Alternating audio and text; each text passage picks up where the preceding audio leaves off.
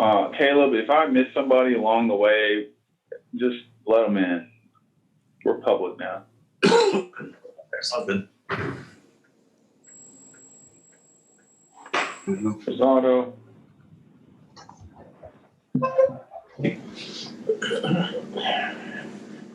All right, we got.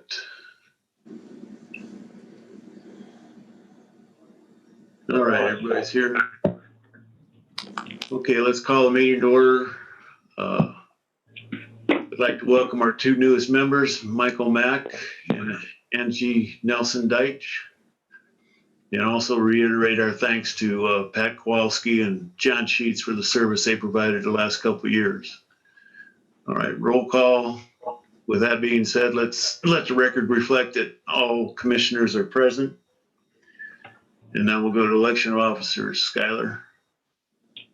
At this time, I'll step in as acting secretary, and I will open up the floor for election of officers. First up is election of president. We will now take nominations for president. Skylar, Mr. York, I would like to nominate, where is Chris? Chris Chatfield for president. A second. Okay.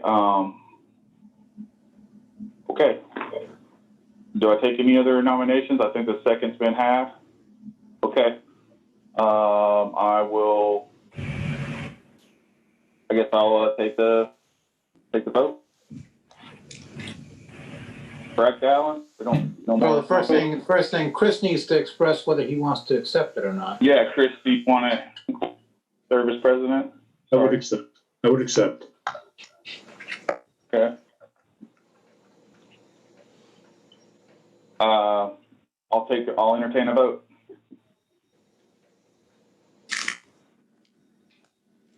Do I take the roll? Do I need to roll call it, Alan? Or just all in favor? You've got a motion, a second. Anybody in favor? We have a motion on the floor. We have a second motion on the floor. All those in favor signify by saying aye. Aye. Aye. Nays. Okay. Motion carries then. Motion approved. Chris, the podium is yours. Thank you. I appreciate the opportunity. Certainly the things that we do on this commission are very important to Michigan City, its longevity. So I appreciate the opportunity and take this very seriously. The next item would be offer the election of officer of vice president. So I would offer any nominations for vice president. Nominate John Hendricks. Support. So I have a nomination for John Hendricks for vice president. In a second, John, would you accept being vice president? Yes, I would accept that. Thank you. Thank you.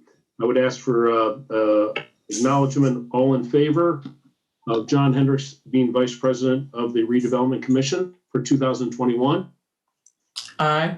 Aye. Aye. Anyone opposed? Hearing none. John, I congratulate you on being vice president of the Redevelopment Commission for 2021. Thank you. Same for secretary. Any nominations for secretary for 2021?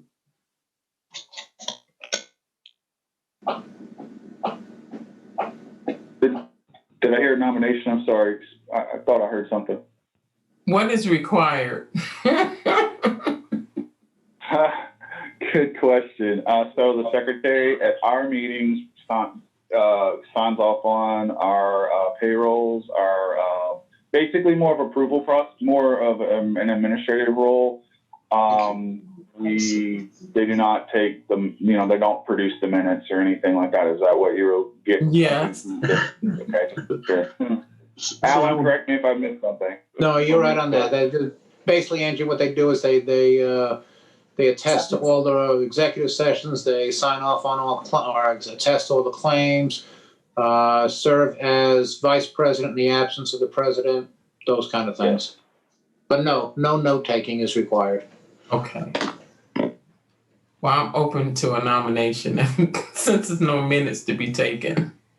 If I nominate Angie Nelson Dyke. I second that. We have a nomination for Angie Nelson Deutsch as secretary, a second. Any additional nominations for secretary?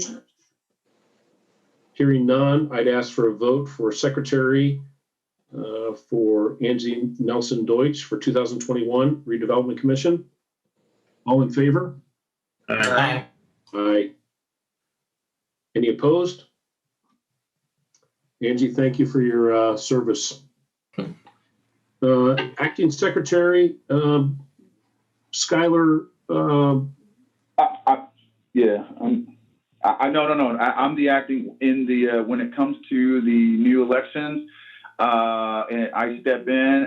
We're done. We're done. I'm only acting when no one at the beginning of the year. Okay, good. So election of officers, I would say, is complete.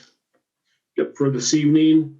I would thank everybody for their commitment and time served and to be served moving into 2021.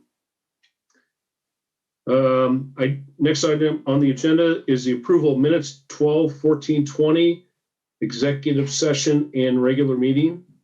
Do I have a nomination for, do I have a motion to approve the executive session minutes? So moved. Second. We have a motion, a second. All in favor, stating aye. Aye. Aye. Aye. Anyone opposed? Hearing none, the executive session minutes of 12/14/20 have been approved. I'd ask for a motion for the regular meeting minutes of 12/14/20. I move that we accept the regular meeting minutes from 12/14/20. Second. Having a motion, a second, I'd ask for approval of the minutes of 12/14/20 of the regular meeting of the Redevelopment Commission.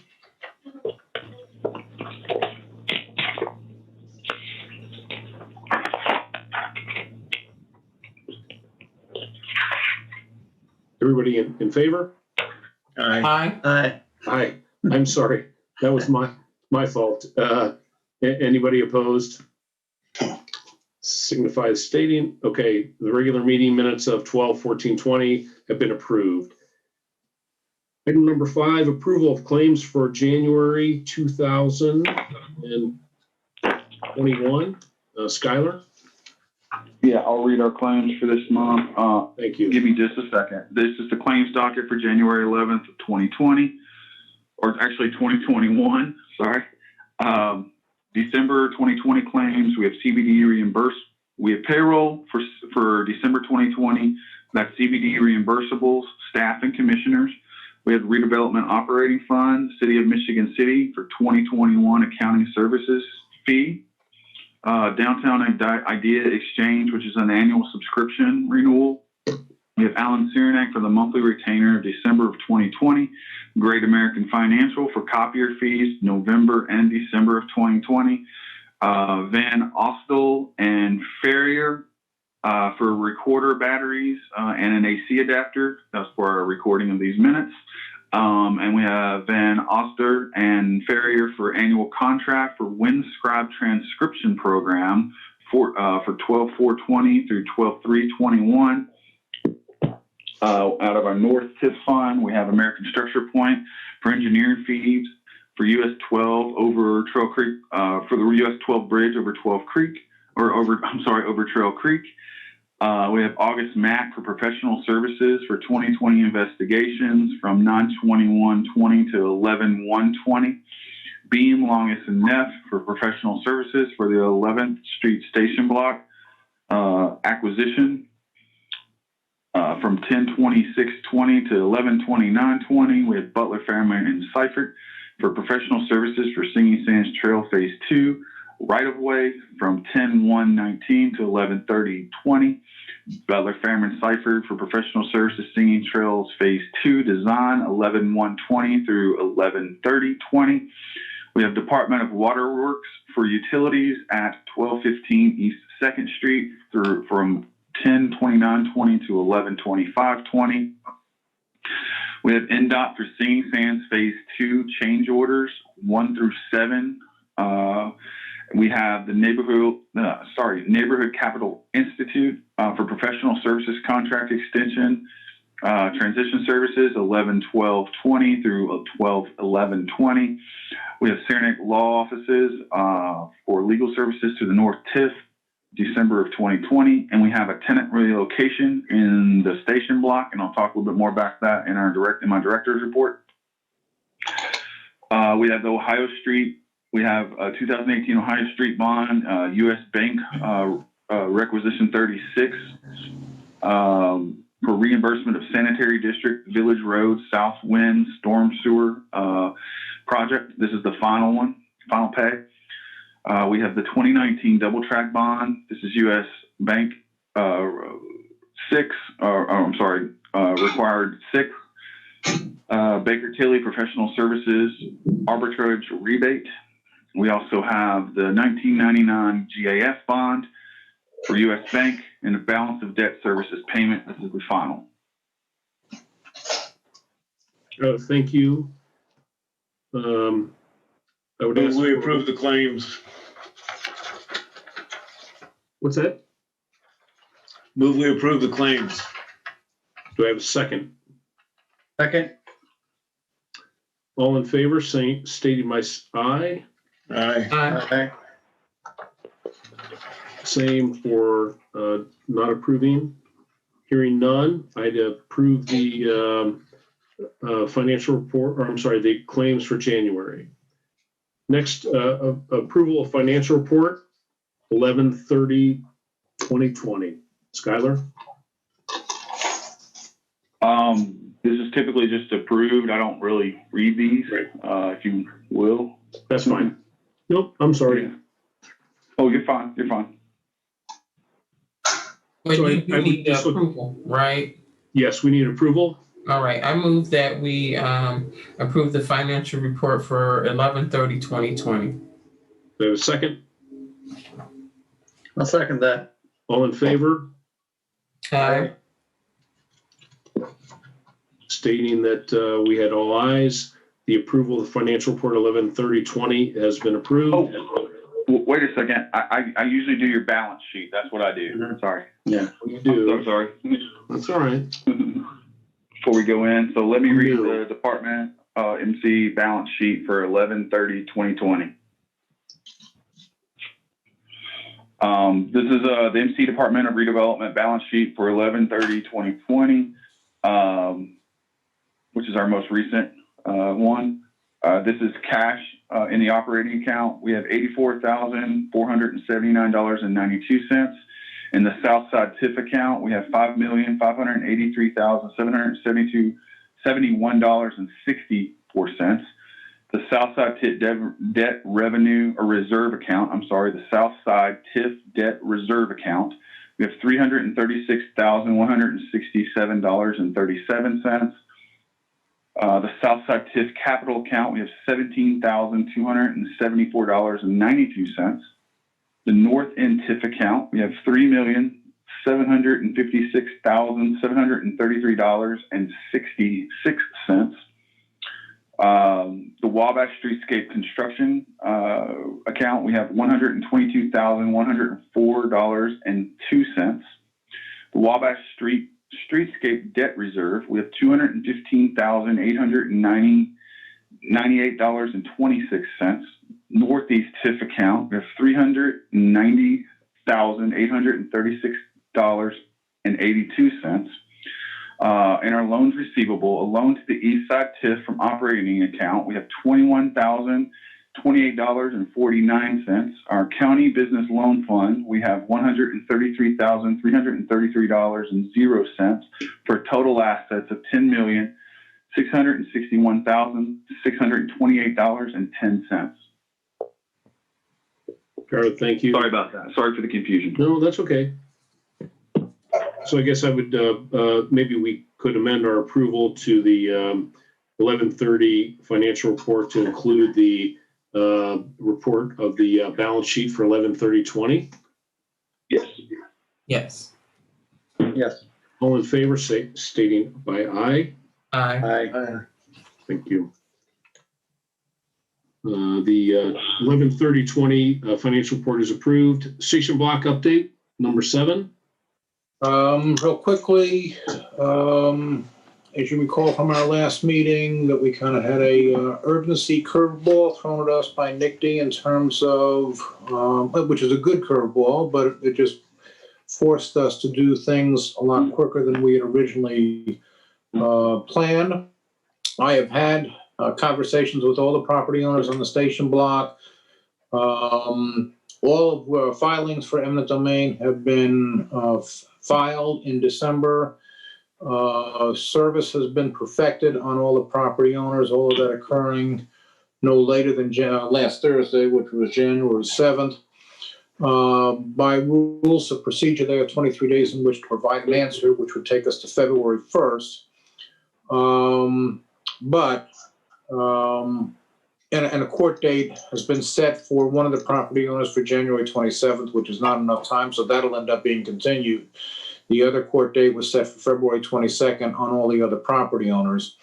The purpose of that court hearing is again the first step of the eminent domain action. We would have to demonstrate that there is a public good by that's required for the taking, which we should be able to easily meet. And I don't expect anybody to contest it, given the fact that I've had conversation with all the property owners, and all of them have told me, with one quasi exception, but that yes, they're all in favor of this. That just gets us to the second part of the eminent domain action, and the more tricky part, which is the just compensation part.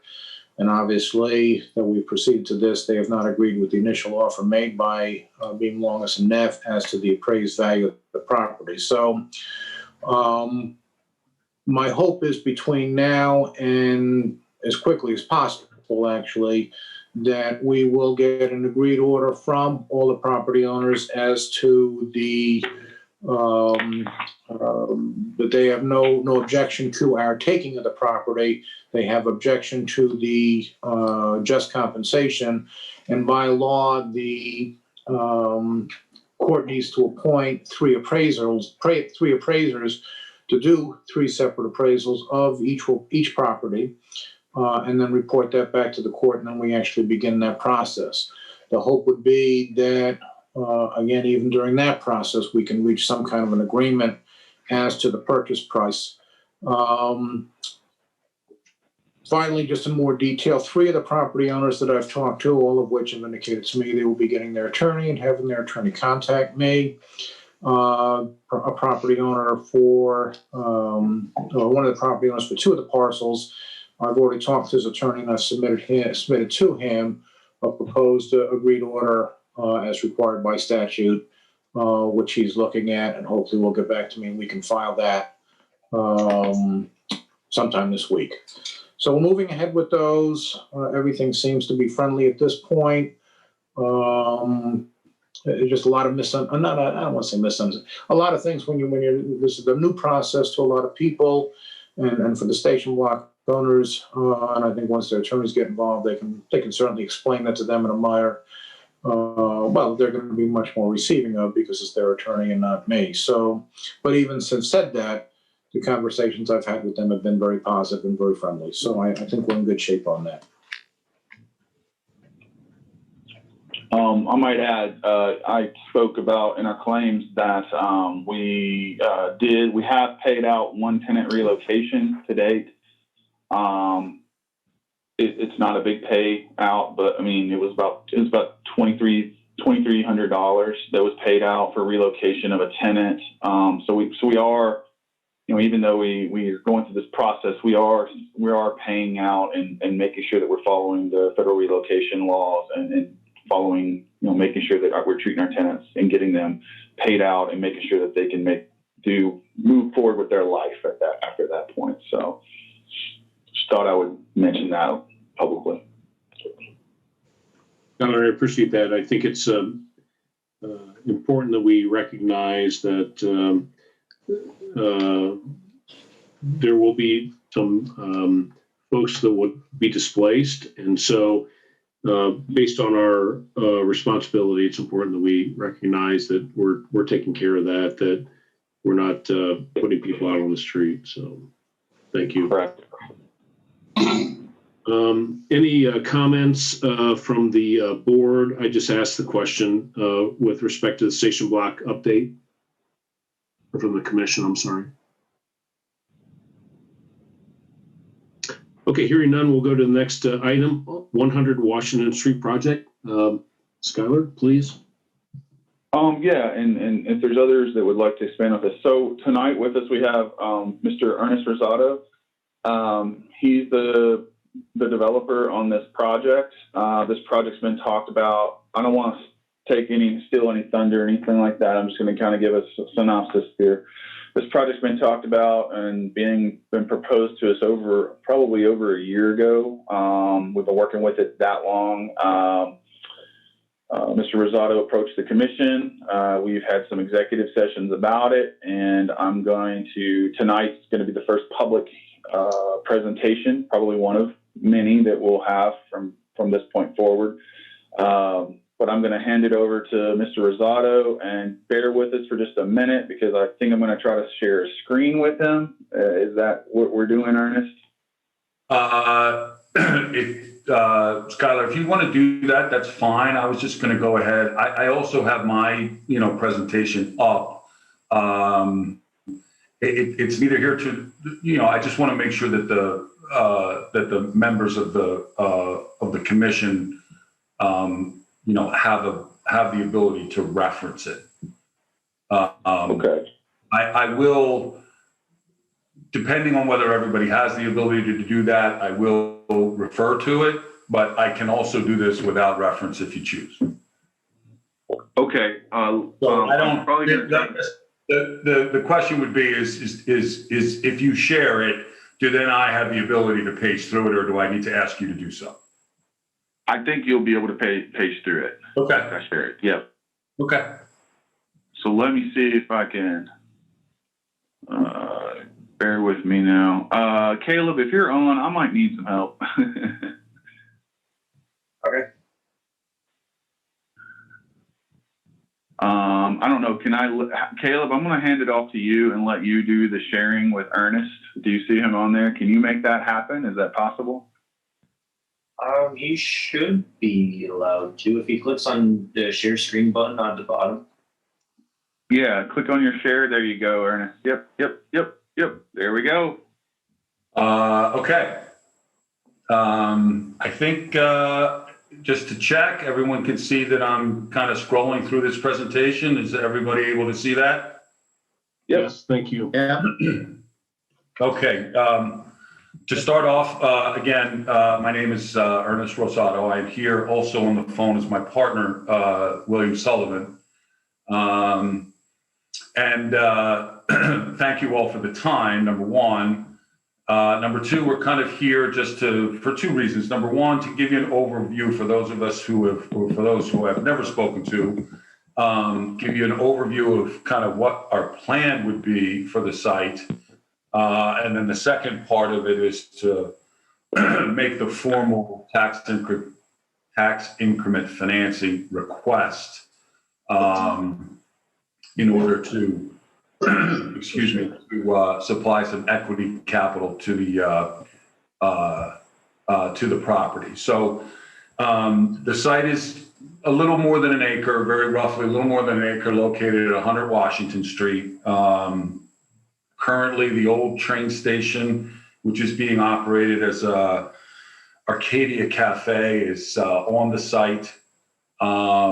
It is at pretty much the end of Washington Street.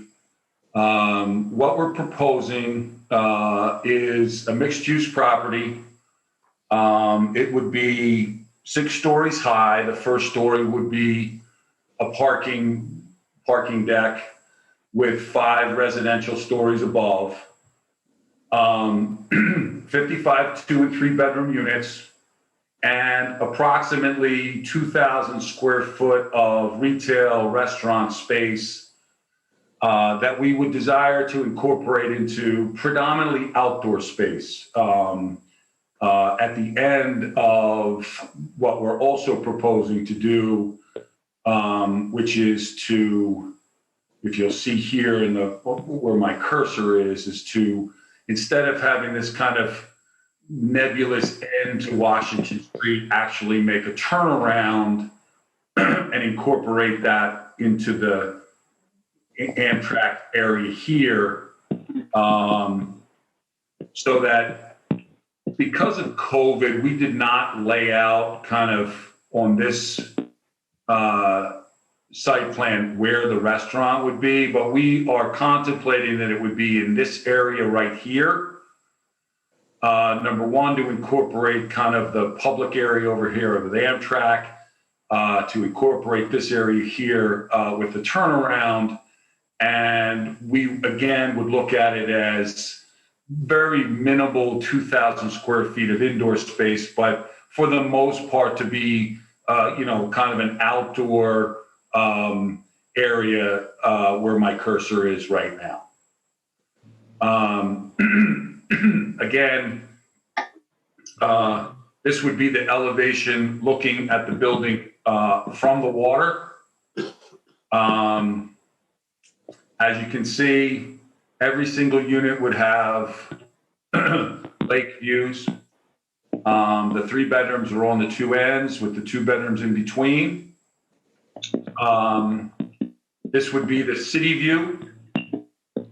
And then the 2 ends are pretty much identical. They're just kind of flip-flop, but this is kind of the rendering for what the building would look like from either Washington Street or from Wabash.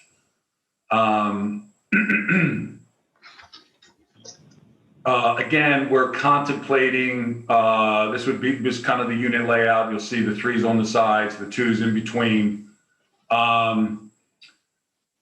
This would be the 3-bedroom layout, 2-bedroom layout. Again, everything kind of totally trying to take advantage of the fact that you are, for all intents and purposes, waterfront, so that each unit would have balconies looking at Lake Michigan.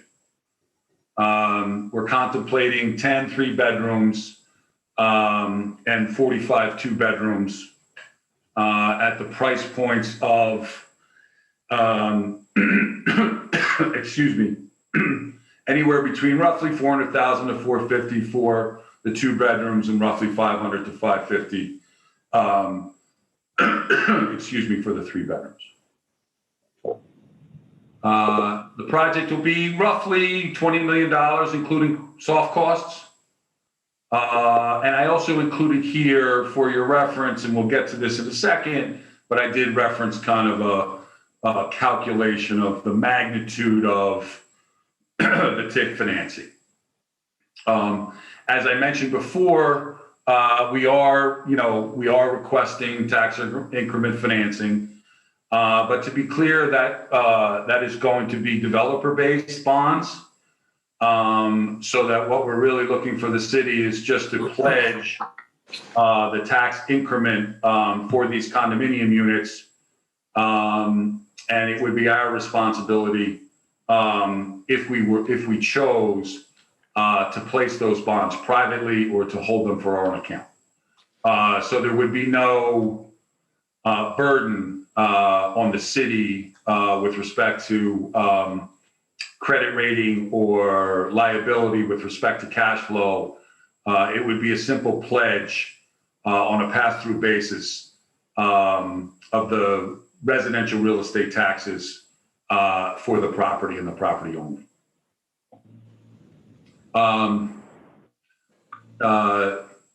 You know, again, we are, I don't, and I apologize, but because of COVID, you know, when we first talked about this deal, you know, we had a pretty good idea about, you know, retail restaurant space, but because of COVID and the fact that it appears to us that outdoor space is going to be much more of a premium than indoor space, particularly in a property like this, in which outdoor space is more valuable given the nature of the location and the nature of the city.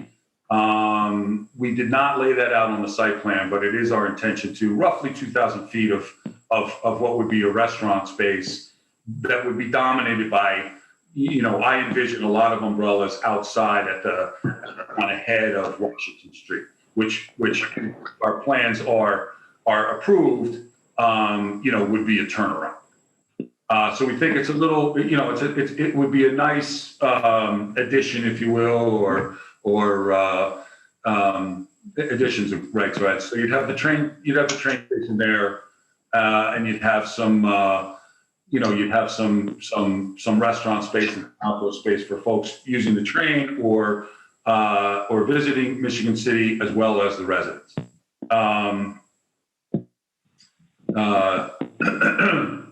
The only other thing that I would say before I open it up for questions is that in the past, you know, there has been a desire from the city's perspective to preserve the train station. It's historical in nature, and we are absolutely willing to do everything that we can in our power to assist in that. I will tell you that the only caveat I have to that statement is, you know, that is going to involve Amtrak, which for all intents and purposes is the federal government. And to the extent that that is a very long and drawn out process, obviously that would be not in our interest to wait around for Amtrak to say yes or no to any plans for that building. So we're willing to work with the city with respect to preserving what we can preserve, you know, understanding that, you know, that does require Amtrak's approval, and that could very well be an act of God. So with that, I would open it up for anybody's questions. So Ernest, thank you for the update. And Scott, I just want to jump in here real quick. So to me, this is an exciting project with really interesting sight lines, a good regional contractor, a good developer with Ernest and his team. So I would just open up any questions that anybody has for Ernest and his team.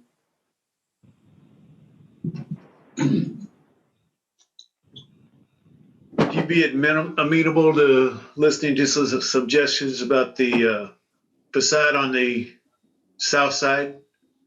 I mean, it looks pretty bland the way it is now. I mean, certainly we have not been through, you know,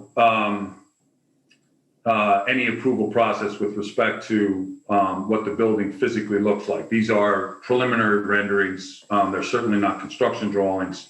That being said, we felt that it was in keeping with some industrial nature of the city, while also giving the units pretty much, if you can see from my presentation, that is a drone shot from the 6th floor of the building. So, you know, certainly we would, we're not interested in building an ugly building. We're not interested in building a bland building. We think that this site kind of lends itself to, you know, what we've put forth. And, you know, keeping in mind that the attraction here is what's on the cover page, which is, you know, uninhibited views of Lake Michigan. No. So I think there might be some like architectural things you could do to kind of improve that backside of that building. I mean, we're going to look at it for the next, 100 years, hopefully. And again, we're certainly, we are amenable, to the city's desires, obviously.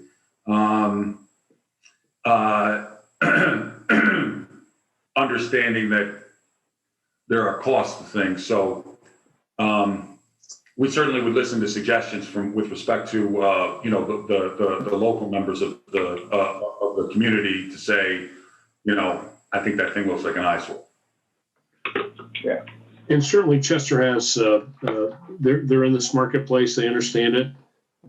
It's a great question from our group, and I think it's something certainly we can discuss. And again, just I don't want to beat this to death, but we laid it out in a way that the units would benefit as much as possible the lake versus having, say, lake versus city views. I think if you were in a bigger building, we may have had more sensitivity to what it looks like kind of looking toward the city. That's not to say that we didn't ignore it and that's not important, but we did lay it out so that every unit had this type of view. And the flip side of that is obviously the windowing and things of that nature are not as important on the city side as they are having kind of floor to ceiling glass looking at the lake. Yeah. Ernest, my only question is with respect to the price point. Yeah. So it could be a shock to many in Michigan City. Obviously, you guys have done your due diligence in what the market is going to bear, all the things that are happening. Obviously, this is not something that you guys are.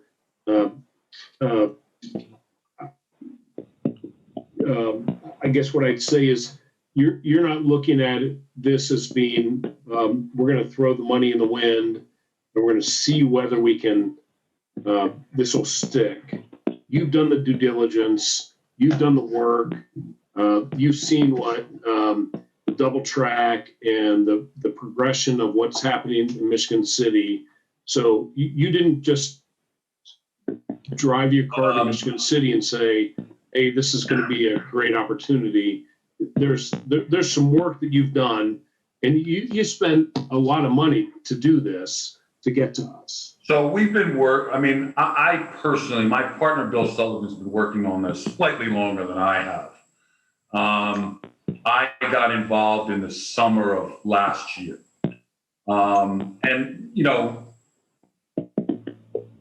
My background is on the finance side of the business predominantly from when I was very young.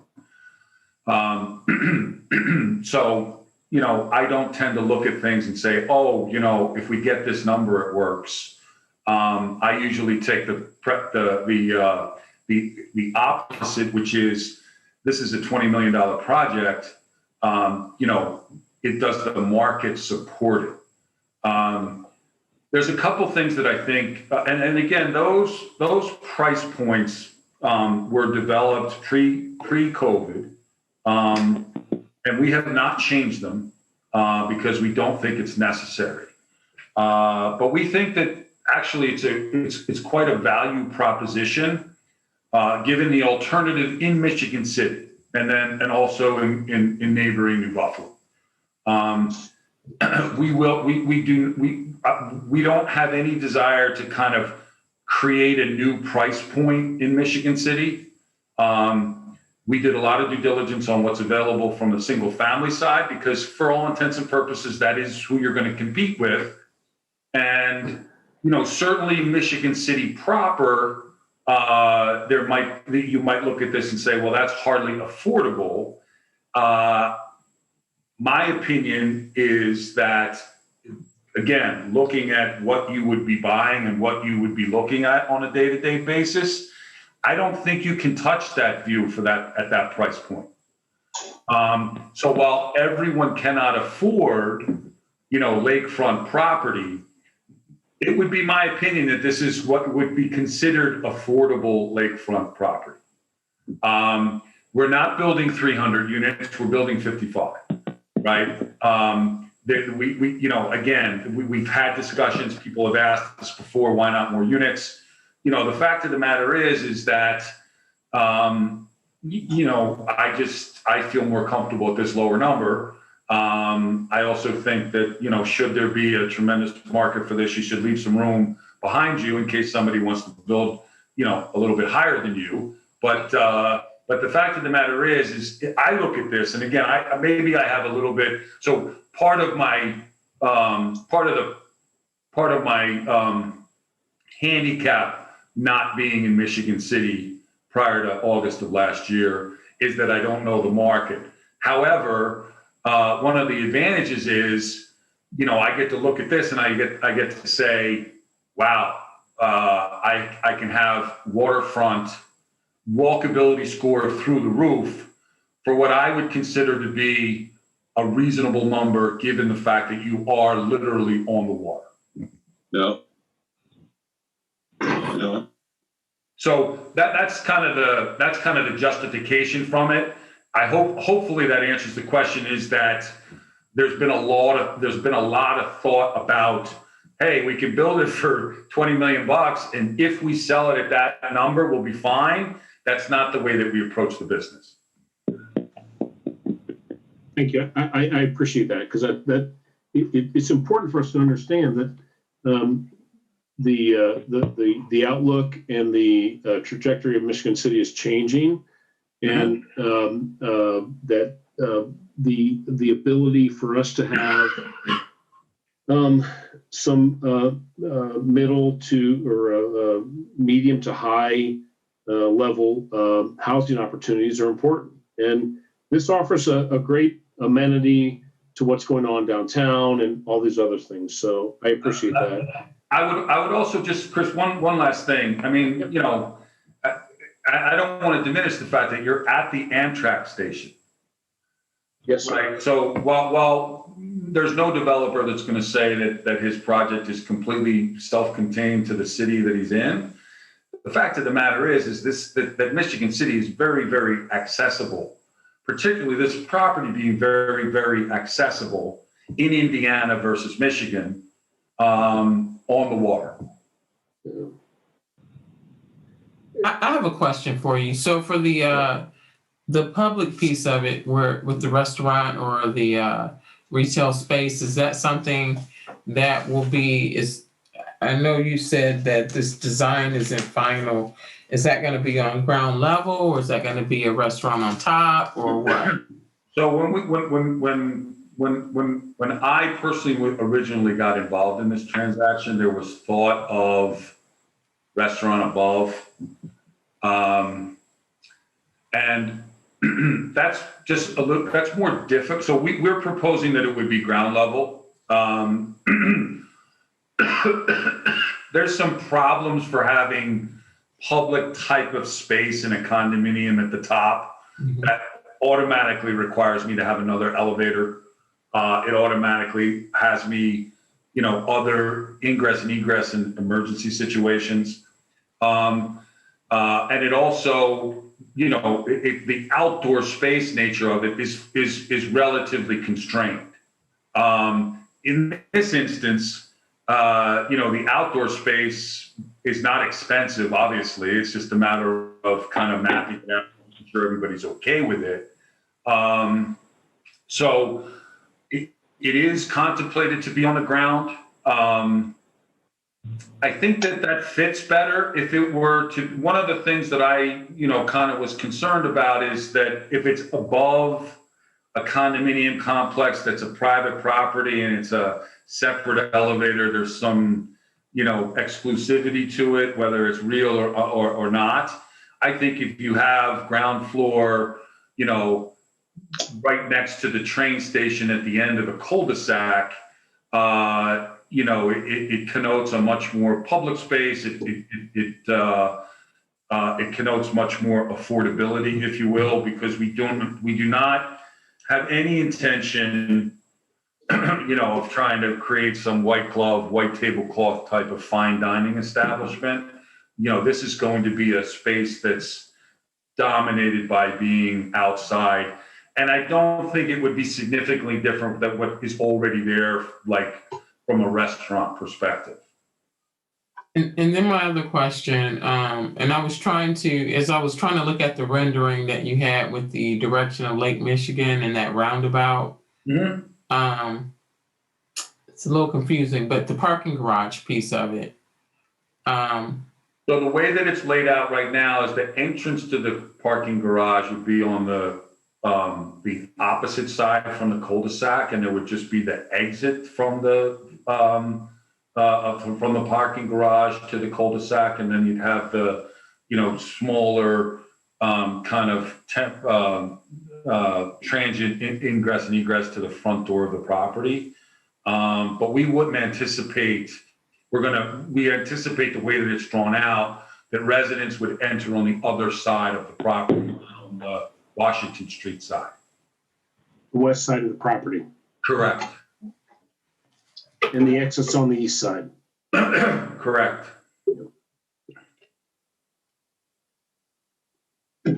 This is private parking for residents. And then you have your public visitor parking spaces. So this will be all, how will you handle? Well, I'm not going to worry about that right now. I'll ask those questions later. So what is the time frame for this, if, depending on, how we move forward, what would the time frame? Because I remember hearing about this So a while ago. Right. So we're again, we have been involved with this transaction only for roughly a year. You probably heard about it from the current owners or some partnership with them. That's not the case here. We will develop this on our own. We'll purchase the property. We'll develop it on our own. Aside from permitting and things of that nature, it's about an 18-month construction process. I really would expect that most of these units would be pre-sold. I'm not banking on that, but my expectation is that they would be pre-sold. I think that we can generate a tremendous amount of interest in this in a relatively short period of time. That has happened before in a very haphazard way. But I think that this would be I don't think that this is going to be an uphill battle from a sales perspective. Quite frankly, from our perspective, we just need to get to outside of the permitting part of it. We just need to kind of bring the TIF to a head. Just so we as the developer can really, pin down our assumptions of what kind of equity we have to have out of our own pocket away from the TIF, right? The TIF is always going to be conjecture because it's going to be based on our sales price, but at least we would know the two terms that we really need to know with respect to saying, okay, if we assume my sellout is here, I think I know what the TIF's worth, and therefore I know what the balance is. So if you ask me and I had the TIF in my pocket right now, I would say we are going forward this moment. Thank you. Yes, Skyler, any comments? I've got a question. Yes, I'm sorry, Michael. From a Councilwoman Dahlia Jigas. What was the status of the station and the plan as it was presented? Does it remain or is it removed? No, the station would go. The footprint is completely different. The station, we are willing to work with moving it if the city so desires. But if the city says we do not have a desire to spend the money to keep that station, it will be demolished. Okay, thank you. Any other additional comments from the commission? I don't see any other comments. I'm just kind of feeling if you can't speak, you can always chat. send me a chat message. I'll see if there's any, maybe hold it open for a couple minutes or a minute. I've got another question. Is it, can this happen without the TIF? Well, certainly anything can happen without the TIF. From a real estate developer's perspective, the answer is no. I anticipated that question. So if there was not a TIF and a real estate developer used his common matrix of what his profitability needs to be in order to make the risk worthwhile, these price points would have to be in excess of $100,000 more than what I have here. So, yeah, so you could go ahead and say, hey, I'm going to spend $20 million and I'm going to roll the dice to see if I can get another 100 grand. Certainly, I don't think that there's a tremendous amount of reasonable real estate developers who are in the business to make money, at least at this time, would take that risk.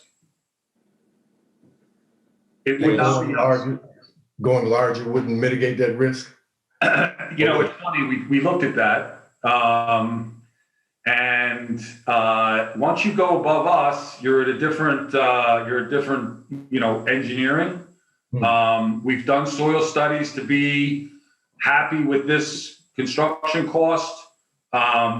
We are still concrete and steel, so it's not a matter of not being able to go up there, but it's a whole different story with respect to, the engineering of it. It probably, if you want to go higher, you probably would have to have a much larger footprint. And on this site of a little over an acre, you would not be able to do it unless you cobbled together, a land play, which, we've spoken to people around us, and that's not in the cards right now.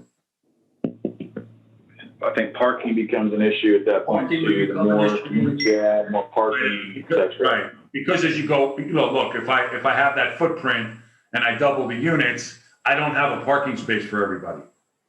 Yeah, right now it's called, we call it in the planning or in architecture, a pedestal type. It's parked structurally underneath. So it worked. Right. For that number. It would work if you had to dig a hole, but digging a hole is significantly more expensive than done. Yeah. doesn't make sense. Pretty close to the water. So Councilman Mack, that's a great question. I would say that understanding that if we do a contractors or a construction bond, basically the bond is paid by the incremental finance of the accrued value or the incremental value of the property value. And so the impact to the city is zero. If we don't do that, then the developer, I'm sorry, let me say it differently. The developer, if we do developer bond, our TIF dollars, the increased value and the increased tax revenue that we get from that property helps the developer.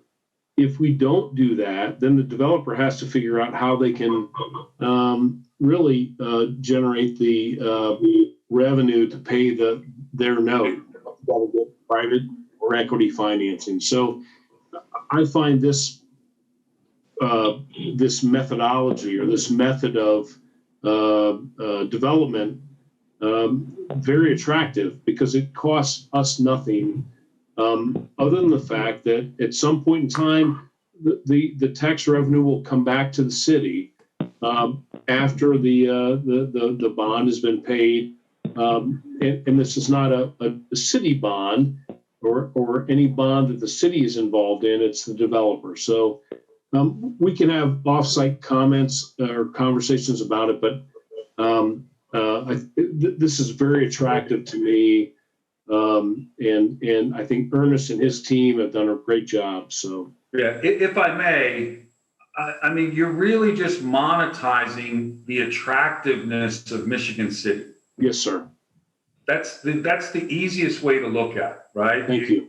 You can draw people to Michigan City by having a nice condominium on the water, and what you're doing is you're monetizing the tax revenue now, and it's free to the city.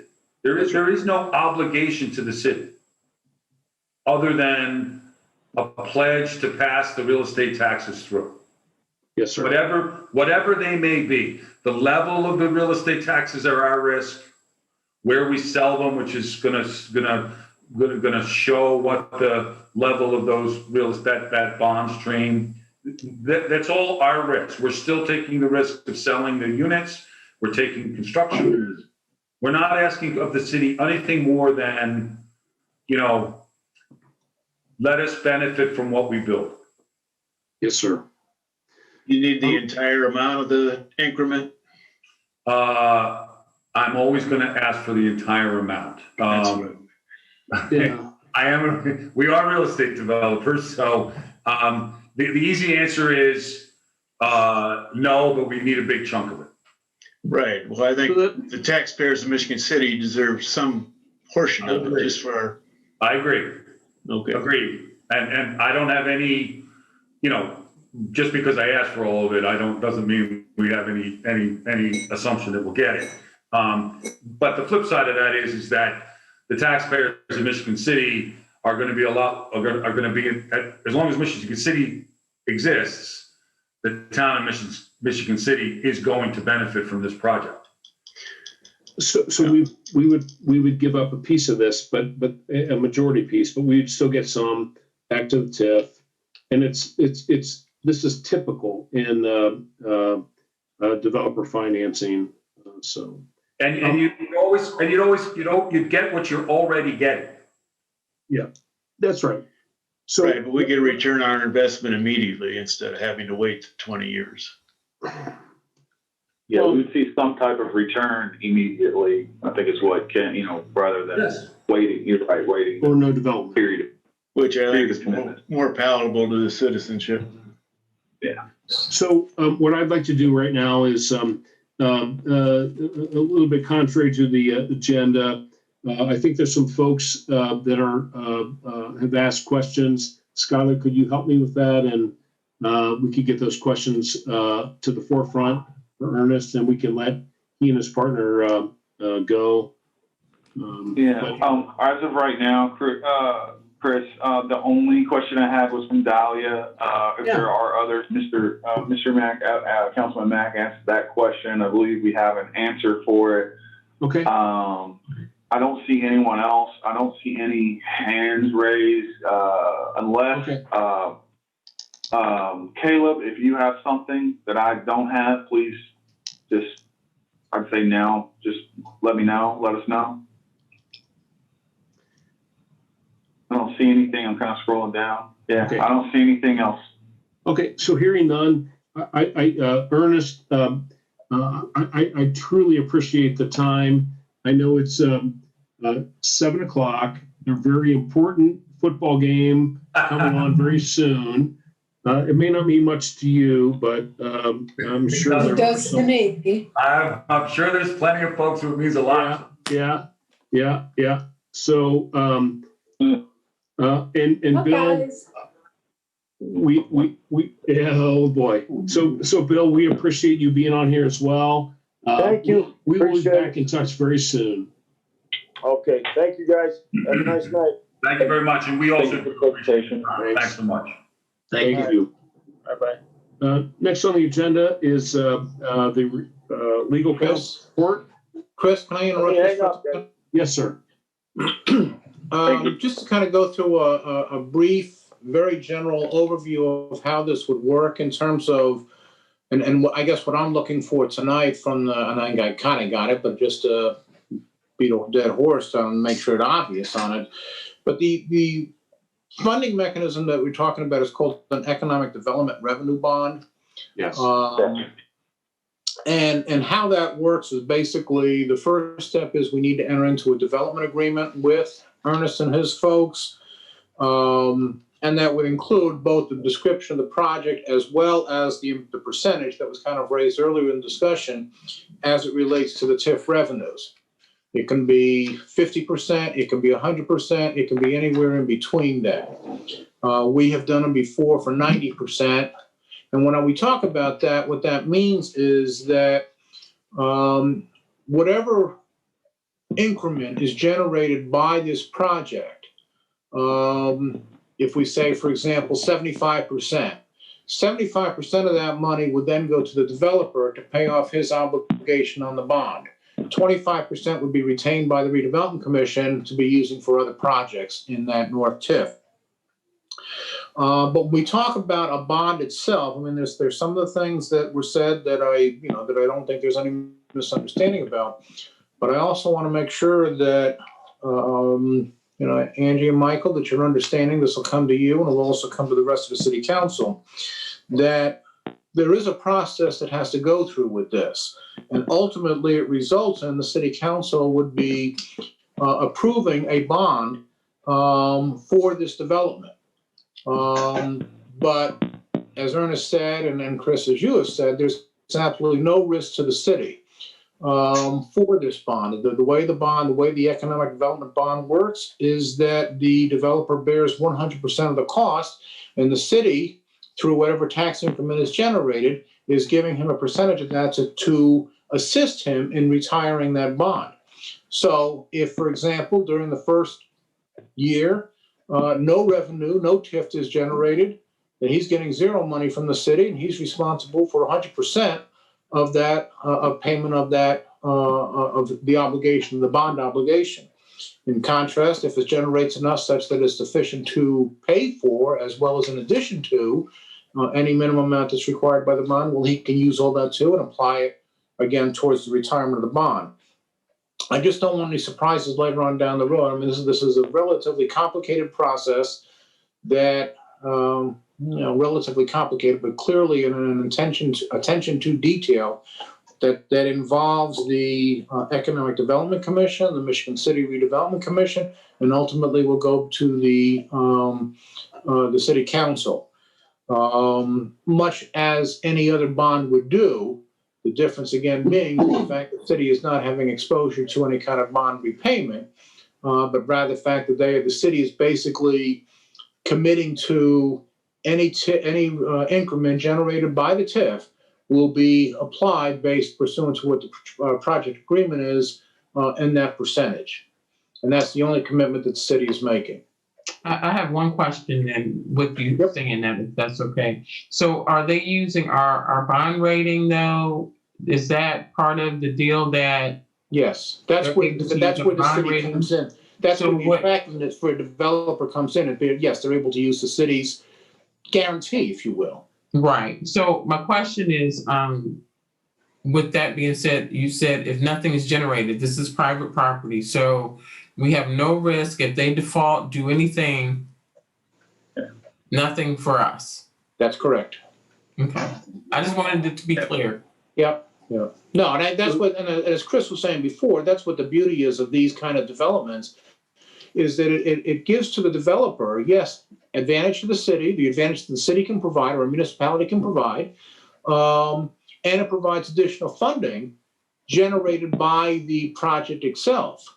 The city benefits by having a development, an attractive development that occurs that will hopefully benefit the city at no cost, other than the revenue that's generated and the percentage of the revenue generated by the project, as it relates to the increment only, though. So the other very important part of this that we need to all understand is that if we did not have the TIF and Ernest came to us and said, I want to do this development and I want you to put in $10 million for me to make this project go, we don't have the $10 million to do it. Essentially, the TIF offers us this attraction and this opportunity to take dollars that are future dollars, not today, they're future dollars. And I think we need to recognize that this is not a dollar amount that today we have that we're giving him. The city on the front end, we're giving him no dollars. We're giving him the future. So he's given us a development that will generate and drive revenue, tax revenue, real property revenue, and we'll take part of that. 80, 90% of that will go to him. We'll get the balance, but we don't have the development. So I think it's important for us to understand how the money moves, not just that there's a development and how's it going to work. We need to understand how the money moves, and there's no out of pocket for us. So just a question on using this model as a vehicle. Why wouldn't we use that all the time? Wouldn't this be a new standard, or could it be a new standard to finance operations if we're willing to? And this is my first day, so it might seem like a simple question, but when you're looking at TIF dollars and the way the TIFs work, the future increases from the tax revenue, the whole purpose of TIF is cities benefit by rendering those future dollars. You do it on front. So the whole purpose of a TIF, I always thought, was the city to get that back, but we're giving that away on the first hand. And if that is an acceptable method of financing for the city to give away its maximization of TIF funding, why wouldn't that be a normalization way of doing it, I guess? But so, we can talk offline and I can get a little more educated, I guess, of the process. But those are the kind of questions I would like to know. Councilman Mack, that's a great question. And I think I'll just jump in real quick. And I think it's in larger projects, it makes sense because the developer has to go out and get a bond, or they have to get out equity money to do this. Smaller projects, it doesn't make sense. But I think it's becoming more popular in the kind of in the mainstream development world. Yeah. And so I would just tell you that we have a number of projects that we've looked at.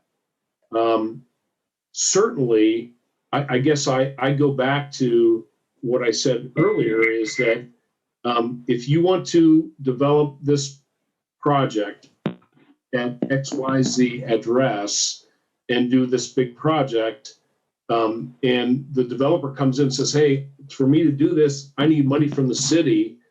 If we don't have the money,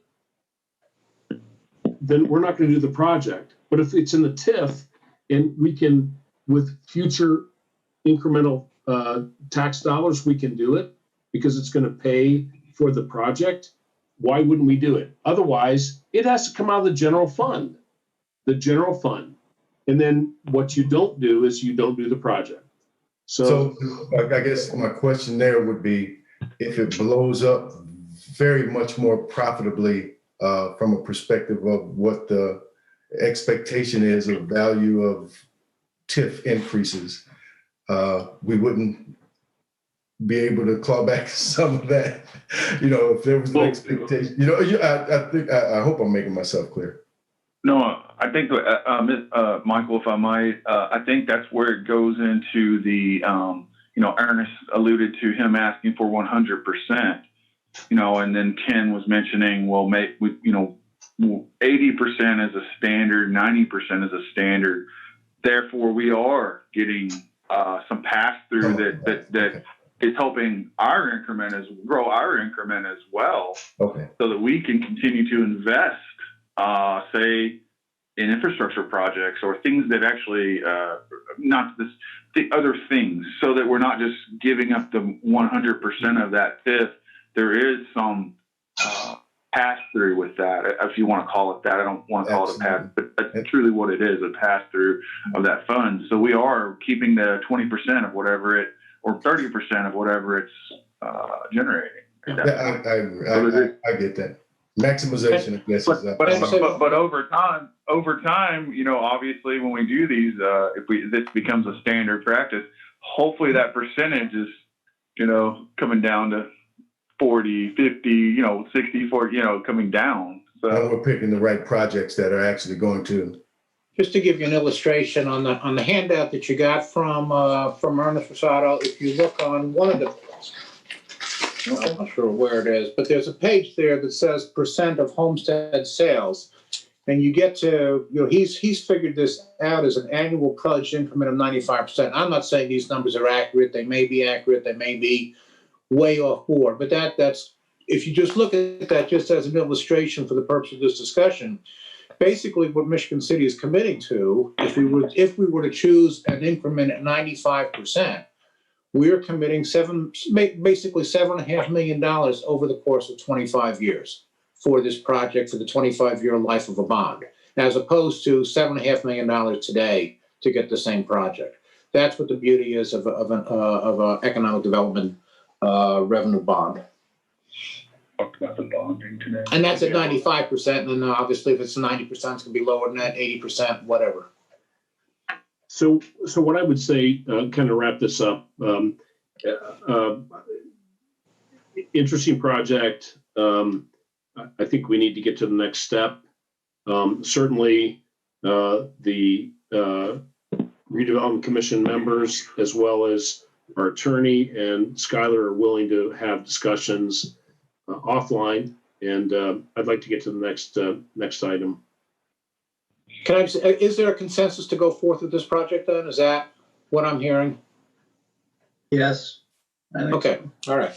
We'll contact Ernest and Skylar. We'll get going with it. Yeah. So Alan, even though you've had a lot of airtime tonight, the next item is for you, legal counsel. I have nothing else. I'm set enough tonight. Okay, all right. Whoa, look out. I think. Skylar, it's up to you. Next item. I don't really have a lot. I will say that we are entertaining a development, an economic development offer on, I believe it's 1215 East 2nd Street. We are in the process of reviewing an offer for that. And I'll have more about that publicly later, probably in the coming months. Other than that, I might mention again, we are starting the relocation through the station block. So there are some others that you will be seeing in the near future. Like I said, I just want to make sure that we say publicly that we're not just, people aren't just being thrown out on the street. We are providing the relocation expenses as required by the federal government for this relocation. So we are doing that currently.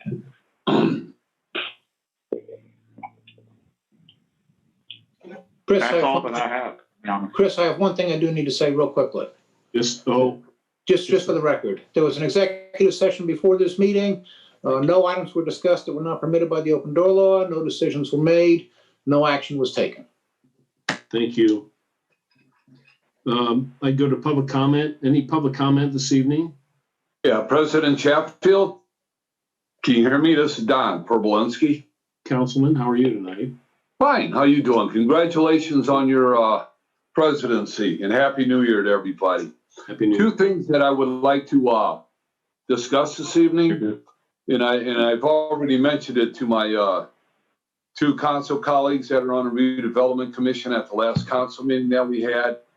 The first one, and I know that Attorney Cernak will hopefully be able to remember, and I brought this up about the TIF area encompassing Washington Park and possibly the Redevelopment Commission being able to purchase playground equipment for the Fetters Alley playground, for the Washington Park playground. Whether that's legal or not, I don't know. But if it is, I am asking the Redevelopment Commission to look at purchasing brand new playground equipment for both Fetters Alley and Washington Park. The playground equipment that is at both of those facilities, and I know President Chatfield, you're well aware of it because you run a park board, but all that equipment is outdated, it is not ADA compatible, and is not compatible with any federal regulations that we have down there. Whenever I bring this subject up, I often get emails and calls from folks to say that they appreciate me doing this, and that if we could get something done down there, I mean, you know, on a beautiful summer afternoon in Washington Park, being our largest park within the city, when you go down there and you see this playground equipment that these children have to play on, it's pitiful for a city of our size and the funding that we have that comes from either the riverboat or the TIF area. We should be able to provide more for that park than what we do. So that's the first thing that I'm asking the Redevelopment Commission to look at this year. If it's able to fund that they do that and work with the park department. And if it's a joint venture with the park department and the Redevelopment Commission, that would be fine too. But I think the time has come. Well, and the other thing I hear is that, you know, the park department has it in their master plan, you know, that they plan on doing that. Well, I guess it's been in the master plan for a number of years. So when does it come to a head? When does this get taken care of so that the children in Michigan City have proper, safe playground equipment to be able to use? And even the visitors that come to Michigan City, they go to the lakefront, they go to Fetters Alley, they go to Washington Park. They have poor equipment. So that's the first thing. The second thing that I'd like to discuss is the Bloxham property and where the city has sat with that for the past, I don't know if it's 10 years, 12 years, whatever it's been. The city needs to move forward with that. We talk about development in the Uptown Arts District. We talk about development on the lakefront and on Trail Creek. But as long as that company sits there, Bloxham sits there, we'll never have anything as far as development goes down there. Now you can put sand hills up, you can plant bushes and try to hide the company or the buildings, not the company, it's a good company, but to hide the buildings from the view from Michigan Boulevard. It's just, I just can't understand why we're doing this and why we're not moving forward. And, you know, I tasked the Redevelopment Commission to get this taken care of, whatever agreement was made and wherever the faults are with this agreement and whatever it's going to cost the city. I think the public needs to know it. I think the city council needs to know it. I think there needs to be transparency between the Redevelopment Commission and the city council, so we know what's going on with that piece of property and for development on the north end of Michigan City, and especially along that Trail Creek area. Because everybody that's sitting on that Redevelopment Commission and everybody that's on the go and in the know in Michigan City knows that Bloxham and the city have to come to a conclusion for them to move on, move their company out of the way so that Michigan City can move forward in that development. A development that I can tell you right now has gone on far too long. And I'm sure everybody that's sitting on that commission there this evening would agree with me 120%. With that being said, I'm putting my money on Ohio State, and I want to wish everybody a good evening and thanks for your time. Thank you. Councilman, thank you for the comments. We will, your two items, Skylar and I will circle back in the morning and talk through them.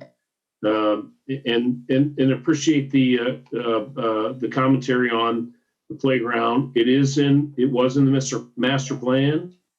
And so I will, we will address that post haste. Okay. Okay. Thank you. Thank you, President. I appreciate that. Any other public comment tonight? So I go to commissioner comments. Start with Angie Deutsch this evening, as she is the newest member, one of the newest members of the commission. I don't have any comments. I just look forward to working with the commission and with Skylar and team, so that as we talked about transparency, you know, I know that we had a conversation, Mr. Chatfield, to talk about, you know, a way to, you know, provide some reporting kind of similar to what the EDC does, where sometimes we have pseudo names and pseudo projects, so that we can at least keep the council up to date on, you know, things that are happening without, you know, supplying any proprietary, you know, or non-disclosure agreement type items, but some type of way to report, you know, back to the council things that are happening. I think though the meeting minutes are also really good. I think that they're very informative. So I think if we, you know, we're reading those minutes, I think that we provide a great deal of information, probably more so than others. So just look forward to the year and seeing what we can break ground on. So appreciate it. Thank you. Thank you. Good, Mr. Mack. Councilman Mack, thank you for your service, obviously, and just go to you for any comments tonight. I am grateful and thankful to be on this committee. It's a big driver of the direction of Michigan City. What I am looking forward to is truly trying to help some of the more difficult parts of development communication to the city of what we used to call it in the business I was in with them, what's in it for me. And that's why I try to detail down on some of the questions to make sure that people can understand how it impacts them. And a lot of things impact people. They just don't get it. It's, you know, in a different way. So I'm very much looking forward to this. And this is so important for the city. And a lot of it is going to happen with or without us. So it's nice to be involved and to direct it and try to steer some of it to betterment of the entire community. So thank you, and I'm grateful to be here. Yes, sir. Thank you. Mr. Mack was always an idol of mine in high school. So, I'd go to Mr. Ken Barrett. Any comments this evening? No, thanks.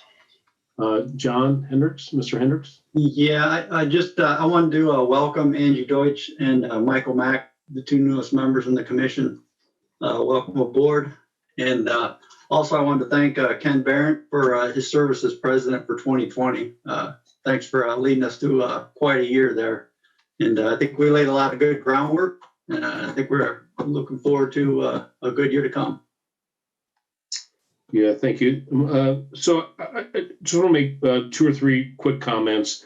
Ken, thank you for your leadership over just not 2020, many years redevelopment, and hopefully there are more years to come. You've been someone that's laid the groundwork for what we've done in the city, and appreciate your leadership. So thank you for your work. From the commissioner side of it, I think what I'd like to be able to do is a couple things. One is no, I'm trying to think down how to get out of this meeting. We are a transparent group. Skylar and I tomorrow will work on. Hello. Somebody's off. Okay, I'm sorry. Thank you. Skylar and I will put together some. I just want to make sure that the public has the ability to communicate and have the ability to get a hold of us with respect to communication, questions, whatever it is. We need to, and we have been transparent, and we will always be that way as long as I'm involved. And so we're going to work on ways to make sure that if there's a question or concern or whatever it is, the public has a way to get a hold of us and say, I have this question. And whether it comes to me or any other commissioner, that's absolutely the most positive thing. The other thing is, Skylar and I have talked, kind of offline that, there are ways that we need to make sure to have some weekly or biweekly, probably a biweekly update of what's going on. We don't need to keep what we're doing in secret. We need to make sure that we're communicating that. And we need to, again, going back to transparency. And as Councilperson Deutsch said, we need to make sure that we're giving you updates, giving the public updates on what projects. It may not be specific to a space or an address or a potential suitor, but we need to be able to communicate with you and say, these things are happening. I'm terribly excited about where we're headed and the projects that we have underhand, but we need to do a good job at making sure that we're communicating to you that there are projects coming down. And with respect to that, I want to make sure that this is I have a full-time job, and the commissioners are going to be, they're going to be project managers. I know, Mr. Hendricks, you're a project manager today. Skylar, you're a project manager today. Angie and Mr. Mack, you're project manager people. And so I think, and Ken, we're going to manage projects individually to make sure we get them to the finish line in a quick, efficient manner, to make sure that when somebody comes to us and says, hey, I'm interested in this project, that we take it from A to Z as quickly as possible. We get it done. We associate the necessary legal and other economic pieces that we need to get these projects done in a fashion that's commensurate to what we need to be doing. Michigan City has so many things going for it, and it's our group that will drive a lot of these things. And so I'm terribly excited. I'm humbled.